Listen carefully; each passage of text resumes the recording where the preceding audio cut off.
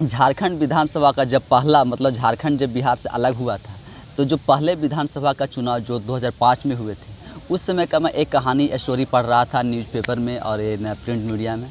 तो एक लगा कि जो उस समय के जो राज्यपाल थे और एक जो अभी के राज्यपाल हैं, तो दोनों जो राज्यपाल को लेकर के एक मन में जो मेरा सवाल था, या जब जो एक दिन की यहाँ जो शपथ ग्रहण में जो लेट हो रही थी, उसके लिए मैंने के राज्यपाल से और यहाँ के सरकार से और केंद्र सरकार से मैंने एक सवाल किया था कि जब बिहार में एक दिन में ही क्या इस्तीफ़ा और विधायक दल का नेता चुने जाते हैं, शपथ ग्रहण हो जाता है, मतलब सुबह में देखें तो सुबह में वह इस्तीफ़ा देते हैं, दोपहर में जाकर के विधायक दल का जो नेता है वह चुने जाते हैं नीतीश कुमार, और शाम में उनकी शपथ ग्रहण हो जाती है। तो मेरा मन में सवाल उठ रहा था, एक स्वाभाविक सी सवाल था,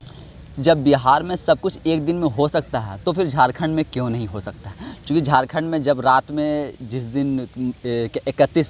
के जनवरी को जब मुख्यमंत्री हेमंत सोरेन जी उसमें मुख्यमंत्री थे और जब ईडी ने उन्हें गिरफ्तार करने के लिए बोला, तो वह माननीय के राज्यपाल के पास के जाकर के अपना क्या इस्तीफ़ा सौंपते हैं, अपना मुख्यमंत्री पद से वह इस्तीफ़ा सौंपते हैं। यहाँ इस्तीफ़ा सौंपने के बाद और विधायक दल के नेता के रूप में चंपई सोरेन जी का नाम वहाँ सौंप देते हैं, लेटर वहाँ सौंप करके, और वह विधायक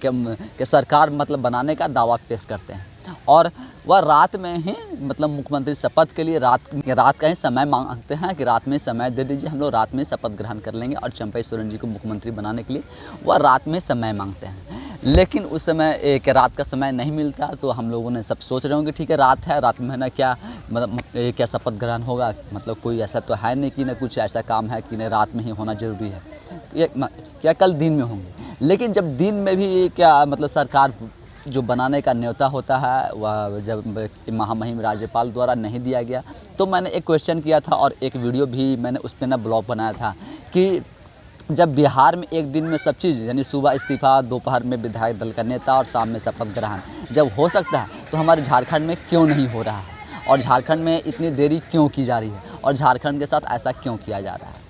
तो इसके पीछे का जो कारण जो बताया जा रहा था केवल नहीं, जब मुख्यमंत्री हेमंत सोरेन जी के रहते हुए जब वह विधायक दल का नेता थे और जब के महामहिम राज्यपाल को जब अपना क्या इस्तीफ़ा नहीं सौंपे थे, तो वह जब तक विधायक दल का नेता थे उसी बीच में इन्हें विधायक दल का नेता चुन लिया गया था चंपई सोरेन जी को, और इस वजह से नहीं किया गया था। लेकिन जब 2005 में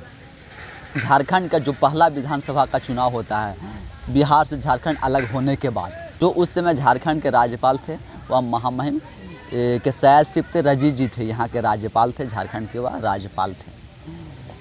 तब जो चुनाव होता है 2005 का, और जो चुनाव का जो रिज़ल्ट आता है उस रिज़ल्ट के अनुसार सबसे बड़ी पार्टी के रूप में एक बीजेपी उभर करके आती है, यानी 30 सीट जीत करके बीजेपी आती है। वैसे देखें तो आज किसी भी पार्टी को उस चुनाव में बहुमत का आंकड़ा जो होता है वह बहुमत का आंकड़ा तक वह नहीं पहुंच पाती है, जदयू आंकड़ा तक वह नहीं पहुंच पाती है, और किसी को भी आंकड़ा वह पूरा नहीं हो पाता है। तो वैसे में सबसे बड़ी पार्टी के रूप में बीजेपी आती है, बीजेपी के पास 30 सीट आते हैं, और जदयू जो कि उन्हीं के गठबंधन में थे, साथ में थे, उनको 6 सीट आती है, और जेएमएम को 17 सीट आती है, और कांग्रेस को 9 सीट आती है। यानी जेएमएम और कांग्रेस को मिलाकर देख ले तो आपको 17 और 9 26 हो जाते हैं, और इधर बीजेपी और जेडीयू को दोनों को मिलाकर देख ले तो 30 और 6 36 हो जाते हैं, और जो जादुई आंकड़ा चाहिए था वो 41 का 41 चाहिए थे, यानी 5 कम थे। तो देखे तो किन्हीं के पास भी ना जादुई आंकड़ा नहीं था, फिर भी उस समय जो मुख्यमंत्री थे क्या अर्जुन मुंडा जी, वह क्या सरकार बनाने का दावा पेश किए, वहाँ पे जाकर के महामहिम राज्यपाल को सयाज सिप्ते रजी जी को वह अपना सरकार बनाने दावा पेश करते हैं और दावा पेश किए। ठीक उसके बाद उस समय कैबिनेट मिनिस्टर रहते हैं शिबू सोरेन जी, जो कि जेएमएम के संस्थापक सदस्य थे, और वह एक झारखंड को अलग करने में और एक झारखंड राज्य बनाने में उनकी बहुत बड़ी योगदान है, वह बहुत ऐसे एक आंदोलन किए हैं। उस समय वह कैबिनेट में ना मिनिस्टर थे, और वहाँ उस समय जो केंद्र में सरकार थी वह मनमोहन जी के जो मनमोहन सिंह थे उस समय प्रधानमंत्री थे, तो उनके नेतृत्व में उस समय केंद्र में न सरकार थी, और उसी सरकार में यह कैबिनेट मिनिस्टर थे। लेकिन यह भी सरकार के बनाने का और 42 विधायकों का दावा पेश करते हैं शिबू सोरेन जी झारखंड में कि हमारे पास भी ना 42 विधायकों का समर्थन है, आप मतलब सरकार मतलब बनाने के लिए हमारे पास जो जादुई आंकड़ा है वह बहुमत है, वह है और हम सरकार बनाएंगे। तो अब शायद सिप्ते रजीत जी यहाँ क्या करते हैं कि वह मतलब बीजेपी के दावे जो पेश करते हैं सो और शिबू सोरेन जी दोनों दावा पेश करते हैं। वहाँ पर अर्जुन मुंडा जी के दावा को ना मान करके शायद सिप्ते रजीत जी शिबू सोरेन जी को सरकार मतलब बनाने का न्योता दे देते हैं और 2 मार्च को शिबू सोरेन जी मुख्यमंत्री पद का शपथ ग्रहण कर लेते हैं झारखंड में। अब इसको लेकर बीजेपी पूरा हंगामा करने लगती है, पूरा हंगामा करती है और मतलब इसी तरह से हंगामा और बखेड़ा हुआ कर रही थी। और इसी बीच में कि बीजेपी अपनी नेतृत्व में उस समय लाल कृष्ण आडवाणी जी और जॉन फर्नांडिस ये दोनों के नेतृत्व में जो है बीजेपी अपना कि हाई कोर्ट सुप्रीम कोर्ट तक मतलब जाती है। और उसके बाद कि लाल कृष्ण आडवाणी जी और जॉर्ज फर्नांडिस के नेतृत्व में कि मतलब 5 दलीय सदस्य जो होते हैं वह उस समय के राष्ट्रपति जो कि मिसाइल मैन के नाम से मशहूर हैं कि APJ अब्दुल कलाम जी, उस समय वह भारत के राष्ट्रपति थे। तो उनसे मिलने का समय मांगते हैं, उनसे हस्तक्षेप करने के लिए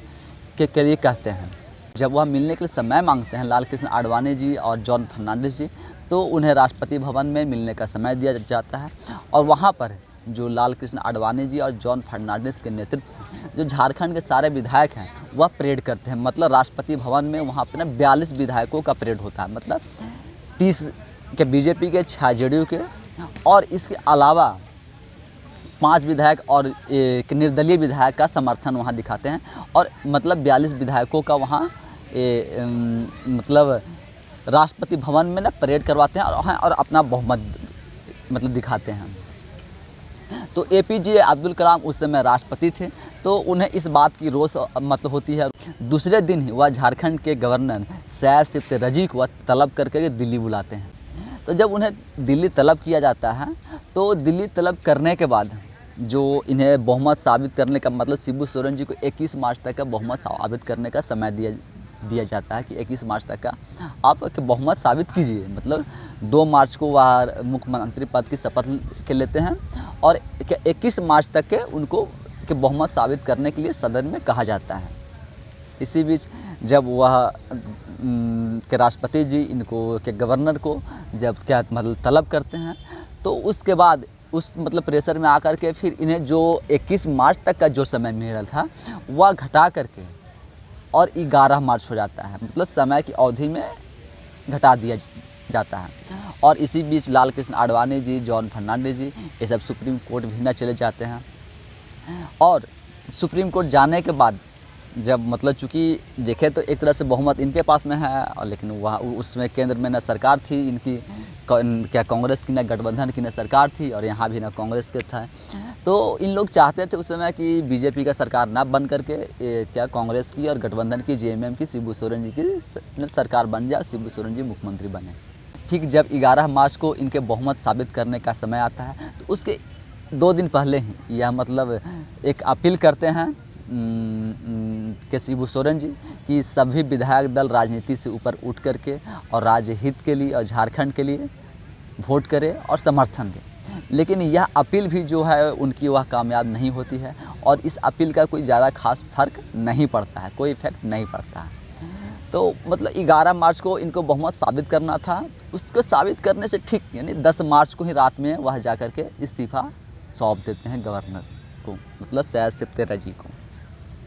क्योंकि यह जान रहे थे कि बोल कल जो हमारे पास जो बहुमत का आंकड़ा है वह नहीं है। चूँकि इनके पास के 17 विधायक इनके थे और 9 विधायक कांग्रेस के थे, यानी टोटल देखे तो मतलब 26 विधायक थे कि 26 विधायकों के अलावा और इनके पास जो आंकड़ा था वह नहीं था। शायद निर्दलीय विधायकों का इनके पास समर्थन नहीं था। लेकिन जब वह इस्तीफ़ा सौंपते हैं तो उसके बाद फिर अर्जुन मुंडा जी की सरकार बनती है और अर्जुन मुंडा जी की सरकार उस समय बनाई जाती है। तो जब एक दिन के देरी में हम लोगों ने इस तरह से न सवाल किए थे CP राधाकृष्णन से, जो कि अभी मतलब महामहिम राज्यपाल झारखंड के हैं,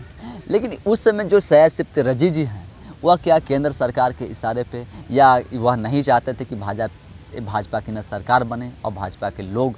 मुख्यमंत्री बने। क्योंकि बहुमत का आंकड़ा सबसे बड़ी पार्टी होने के बाद भी जब विधायक एक मतलब सरकार बनाने का इन्हें न्योता नहीं दिया जाता है, तब इस समय मतलब क्या एक पक्षपात की राजनीति या जो एक दिन का देरी हुआ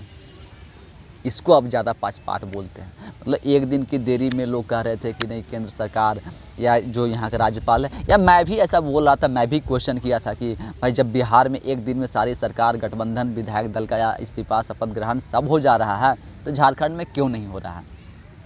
तो मुझे लगा कि नहीं, जब एक दिन की देरी में हम लोगों ने इतने सवाल किए, तो उस समय जब बहुमत के आंकड़े उनके पास नहीं थे, सबसे बड़ी पार्टी और दल के रूप में वह नहीं थे, सबसे बड़ी पार्टी और दल के रूप में बीजेपी थी, इनके पास बहुमत का आंकड़ा था, राष्ट्रपति भवन में यह परेड करवाए अपने विधायकों का, जैसा कि आप देखे होंगे यहाँ भी न विधायकों का 1 2 3 4 करके जो यहाँ 43 विधायकों का जो परेड हो रहा था राजभवन में, यहाँ पे मतलब झारखंड में जो विधायकों का एक जो वीडियो वायरल हो रहा था, जो वीडियो पोस्ट किया गया था, आप लोग देखे थे। तो कुछ इसी तरह से उस समय राष्ट्रपति भवन में यहाँ के विधायकों का परेड करवाया गया था और इन्होंने अपनी बहुमत दिखाई थी। तो हमें लगा कि नहीं, जो आज के राज्यपाल हैं और जो उस समय के राज्यपाल हैं, मतलब दोनों में मतलब कौन राज्यपाल हैं जो कि ज़्यादा पक्षपात कर रहे थे, और मतलब पक्षपाती करने के लिए या पक्षपात का जो आरोप लगे हैं वह कितना जायज़ है, मतलब अभी के राज्यपाल में या उस समय के राज्यपाल में। बाकी आप सब जनता जनार्दन है, आप भी देखिए ऐसे राजनीति और समझिए कि समय के अनुसार लोग कहाँ से कैसे और क्या क्या होता है। सिर्फ एक घटना को या कुछ एक दिन की घटना को लेकर के जितना हमारे मन में सवाल आता है, शायद हम जो पीछे का इतिहास होता है, हिस्ट्री होता है, वह नहीं देखते हैं, नहीं पढ़ते हैं। तो इस तरह से हमारे मन में इतने सारे सवाल और हमारे मन में एक उबाल आने लगता है कि नहीं, अभी जो हो रहा है वह गलत हो रहा है। लेकिन जब हम मतलब अपने अतीत में जाते हैं, अपने इतिहास में जाते हैं, जब कुछ पढ़ते हैं, कुछ लिखा हुआ आर्टिकल पढ़ते हैं और कुछ मतलब किताब अगर पढ़ते हैं, तो पता चलता है कि जो आज का हमारा जो मतलब वर्तमान है और अतीत दोनों को देखें, तो शायद जो हमारे अंदर इतने उबाल जो आते हैं या उबाल जो आना है वह थोड़ा कम हो जाता है और फिर हम चीज़ों को बहुत अच्छे से समझ सकते हैं। तो कुछ भी मतलब अपना के विचार प्रकट करने से पहले, बोलने से पहले, किसी के ऊपर सवाल करने से पहले कुछ हमें अतीत में भी झांकने की ज़रूरत है। बाकी आप सब लोग जैसा ये राजनीति को लेकर के और इन सब नेताओं को लेकर के और ऐसे जो सिचुएशन होते हैं, ये सब को लेकर क्या सोचते हैं, आप हमें कमेंट्स के माध्यम से ज़रूर बताएं। धन्यवाद।